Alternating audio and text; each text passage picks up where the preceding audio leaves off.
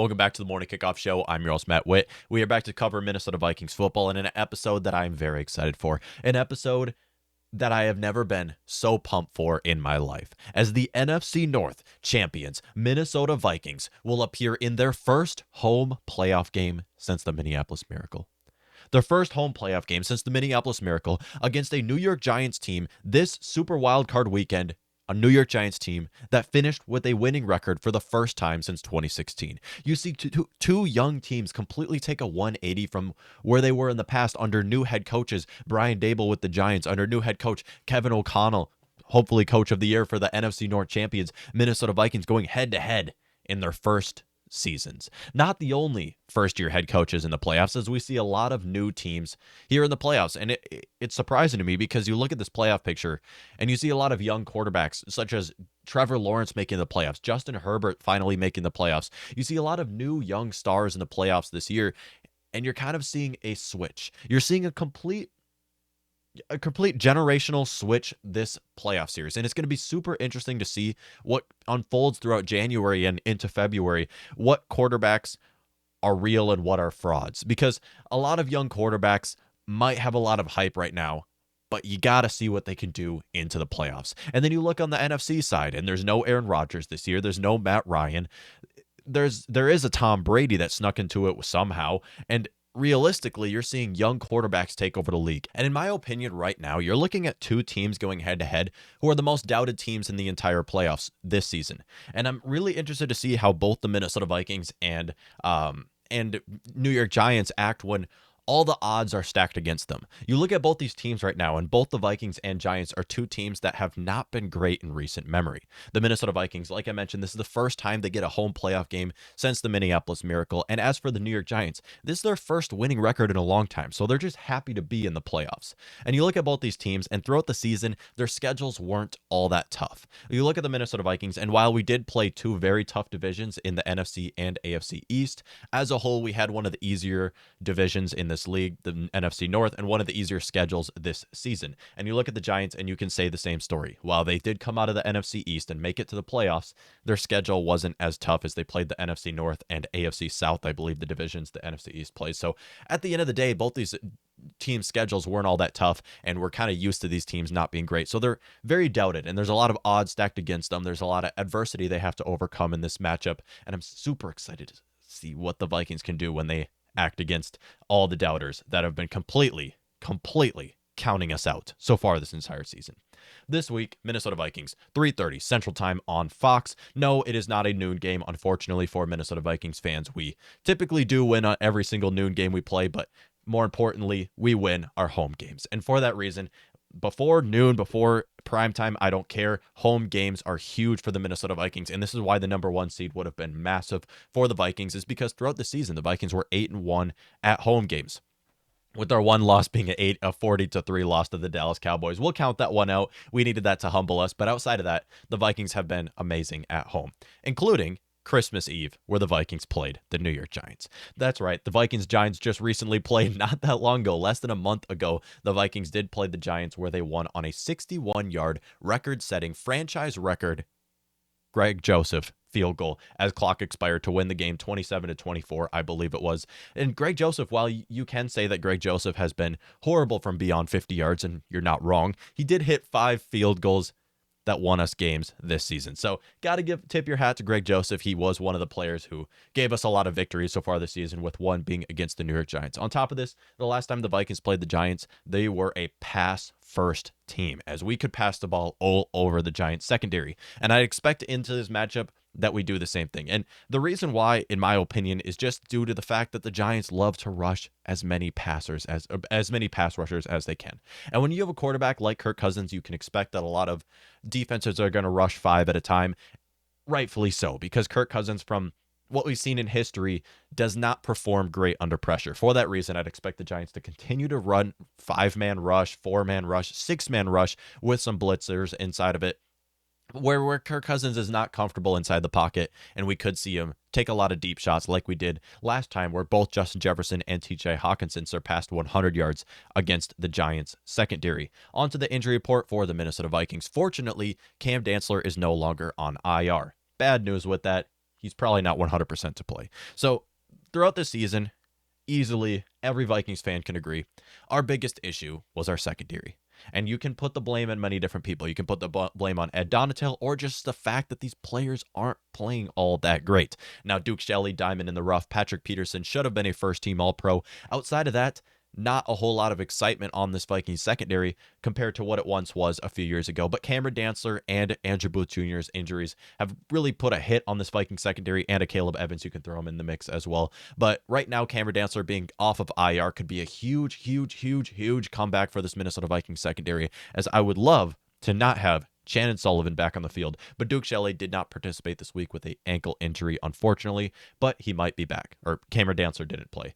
Brian Asamoah, one of our core players on special teams, is questionable play. He was limited on Wednesday with a knee injury. As for Garrett Bradbury, also returned from IR, limited participant with a back injury. Now, last time the Vikings played the New York Giants, Kirk Cousins was sacked 4 times, so we can hope that Garrett Bradbury can be back, because say what you want about Bradbury. Yes, I was hoping we would have a different player starting, snapping the ball to Kirk Cousins. At the end of the day, we do not want Chris Reed to go against Dexter Lawrence. That is the end all be all. We do not want that to be the case whatsoever. And I would be so excited for Dexter Lawrence or Leonard Williams to not be going up against our third string center. Looking at it, Garrett Bradbury might be back. Harrison Smith, questionable play with a knee injury. And then as for the New York Giants injury report, their starting center was limited with a back injury. Adoree Jackson, their starting corner that they really needed this matchup, limited with a knee injury. As for Azeez Ojulari, limited with a ankle injury. Azeez, one of the players who they like to rush on the edge, and this would be huge as he'd likely be going up against our second string right tackle, Oli Udoh, who is stepping in for Brian O'Neill right now. And Azeez against Oli Udoh, maybe not the best matchup, although Oli Udoh has been able to hold his own at right tackle so far this season. Leonard Williams, one of maybe their best player on defensive side of the ball, limited with a neck injury. He shut us down the last time we played him. They have an insane defensive front, looking at just how Leonard Williams and Dexter Lawrence have been able to do against the run and against the pass so far this season. And this is the red flag when it comes to this Minnesota Vikings team. Just being able to protect for Kirk Cousins. Like I mentioned, the last time the Vikings played the Giants, they sacked Kirk Cousins 4 times, and this is due to the guys they have on the defensive front and how they're able to blitz players to get to Kirk Cousins. They love to do linebacker blitz. They love to do safety blitz. They can blitz their corners as well. And you got to give credit to Don Martindale, their defensive coordinator, their first-year defensive coordinator, who's done a great job at taking what this defense is and turning it into something. And both of these rosters right now, you're looking at 2 very new teams, 2 new GMs who completely changed their organization, hit on a head coaching hiring. Looking at both these teams right now, the Giants getting Brian Dable and the Vikings getting Kevin O'Connell. These are, in my opinion, the 2 best first-year head coaches in this league right now. And you're looking at 2 new teams who will likely continue to improve going forward. And both these teams may not have their franchise quarterback quite yet. They still do have a quarterback who they can build around for the short term. Looking at it right now, though, what is the key for the Minnesota Vikings on offense? In my opinion, picking up the blitz. As I mentioned, this team loves to get to the quarterback, and it kind of makes up for their lack of talent on the secondary. These are 2 parallel teams where you're looking at the defensive side of the ball for both the Vikings and Giants. What do? They can rush the passer and they can turn the ball over. At the end of the day, you can pass the ball all over this defense. And we saw it the last time the Vikings played the Giants, where both Justin Jefferson and TJ Hawkinson surpassed 100 yards receiving. With that being said, you need to be able to pick up the blitz. For that reason, I'm looking at CJ Ham, our boy, Hammer Time. I'm looking at CJ Ham. I'm looking at Dalvin Cook. I'm looking at TJ Hawkinson. Irv Smith Jr. back into the mix. I'm looking at Johnny Munt. I'm looking at these guys to be able to protect for Kirk Cousins. Because what I can tell you right now is the Giants are going to blitz Kirk Cousins. The Giants are going to do everything they can to get to Kirk Cousins, simply because he's a pocket passer. You got to make him uncomfortable. From what we've seen in the past, Kirk Cousins is not comfortable inside the pocket under pressure. Kirk Cousins is an amazing passer when left with a clean pocket. For that reason, I do not want to see, now this is my opinion, I do not want to see Dalvin Cook on every passing play try to find the open field. His first thing should be to protect for Kirk Cousins, because if Dalvin Cook finds the open field, what does it matter? Kirk Cousins will be throwing short of the sticks every single time. Now, if it's first down, different story. Typically in third down, you see play action passes run by the Minnesota Vikings, where Dalvin Cook finds the open field, you throw short of the sticks, and you force another punt. Just not what you want to see into this game. And I'm looking at these guys to be able to protect for the blitz, because you have to expect that both Jalen Smith and Micah McFadden, their starting linebackers, will be doing interior blitz all game long against the Minnesota Vikings. On top of this, Kayvon Thibodeau, you got Aziz Ojulari on the outside. You have the safety blitz with Xavier McKinney and Julian Love. And these are all guys who Martin Dill loves to rush the passer with. And for that reason, Vikings have to be able to pick up the blitz with their backfield and tight ends. This will be able to give Kirk Cousins another opportunity to take shots down the field to Justin Jefferson. Give Kirk Cousins another opportunity to take shots down the field to KJ Osborne, one of the guys who's been incredible for us this season and maybe our future at the wide receiver 2 position for the Minnesota Vikings. Incredible draft class, by the way, the 2020 draft class from the Minnesota Vikings. So that's really the biggest red flag for this Minnesota Vikings team, is just being able to protect for Kirk Cousins. You have to do everything you can to give Kirk a clean pocket, and if it means adding as many additional blockers as you can, then do it. If it means having CJ Ham and Dalvin Cook as your guys who pick up the interior and exterior blitz, and then on top of this, you have the guys on the outside. You have TJ Hawkinson, you have Johnny Munt, you have Erskine Jr., you have tight ends who can help Kirk Cousins have time inside the pocket, especially when you're without 2 of your starters on offense in both Brian O'Neill, who's not going to play in this matchup, you're without Austin Schlottman, and maybe Garrett Bradbury. We have to expect that we have to plan that Chris Reed is going to be our starting center in this game, and he needs as much help as he can get against that defensive front that the Giants have. So just being able to pick up your blitz. Now onto the defensive side of the ball, and I feel like this is the thing that needs to change the most, that the Vikings, if they can do this one thing, then they will win the game. And that is looking at the defensive side of the ball, one-on-one tackling. If there is one thing this Giants team knows how to do, it's getting their runner, both Saquon Barkley or Vanilla Vic, Daniel Jones, one-on-one against the opposing team's linebackers and safeties. And if you can hit on these one-on-one defensive tackles, you will win this game. Looking at it for the New York Giants specifically, the team is 4-0 in games where Saquon or Vanilla Vic has rushed for over 100 yards. They should not be rushing for over 100 yards in this game.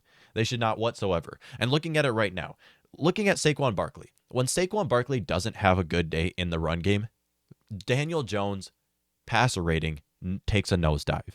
He's not able to move the ball through the air. And the Vikings can make the New York Giants a one-dimensional offense by simply hitting on these one-on-one tackles. Because in this game, we can expect that Saquon Barkley and Daniel Jones are going to be able to get one-on-one against our guys. And we know this is going to be the case, as both Daniel Jones and Saquon Barkley combined average 26 rushing attempts per game. And this is the reason why they're in the playoffs right now, is because these guys can move the ball on the ground.